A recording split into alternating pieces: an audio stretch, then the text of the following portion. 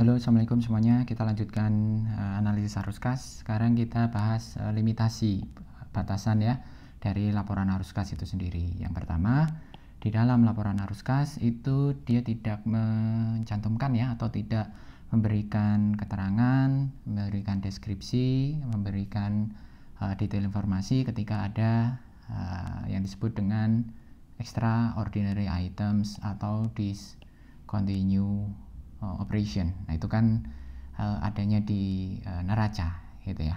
Tidak muncul bagaimana kemudian berpengaruh di arus kasnya. Itu limitasi yang pertama. Yang kedua, itu memang kita melihat ke perbedaan antara dua standar akuntansi yang dipakai ya, ada IFRS dan US GAAP.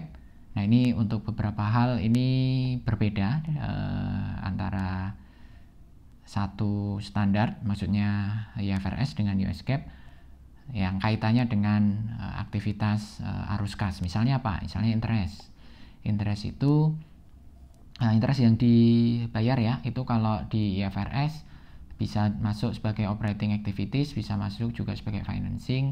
Tapi kalau di US GAAP pengelompokannya, kategorisasinya masuk ke operating gitu. Kalau yang interest yang receive, yang diterima pendapatan ya, itu kalau IFRS memberikan ruang apakah bisa dicatat sebagai operating atau juga sebagai investing activities. Tetapi kalau US GAAP dia masuk ke operating activities. Demikian juga yang kedua dividen. Dividen itu kalau paid ya, dibayar. Kalau IFRS masuk ke operating, juga bisa masuk ke financing. Sedangkan kalau US GAAP ya dividen yang dibayarkan yaitu masuk ke financing. Nah, kalau yang dividen receive, dividen yang diterima, kalau di IFRS masuk ke operating atau investing, tapi kalau di US GAAP masuknya ke operating. Yang terakhir tentang pajak nih, pajak itu juga berbeda. Pajak yang dibayar kalau di IFRS dimasukin ke analisis operasional, tetapi mungkin saja ada informasi yang spesifik atau identifikasi yang spesifik ya, yang kemudian itu bisa dikaitkan juga dengan financing atau investing. Tapi kalau yang US GAAP dia itu masuk ke operating ya, pajak yang dibayar ini masuk ke operating. Nah, itu ada beberapa perbedaan perlakuan di standar akuntansi.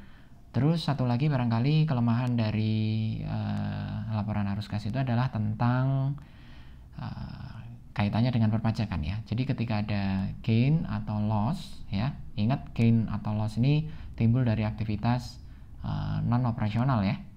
Ketika ada gain atau loss dari penjualan pabrik, plant, mesin produksi gitu ya, atau investasi yang itu kemudian dikeluarkan dari aktivitas operasional.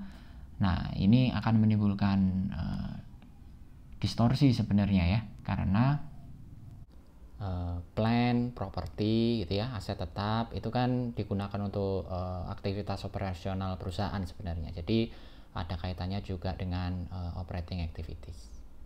Nah, mungkin demikian pembahasan kita di limitasi dari laporan arus kas. Kita teruskan dengan bagian analisa arus kas di video berikutnya. Terima kasih.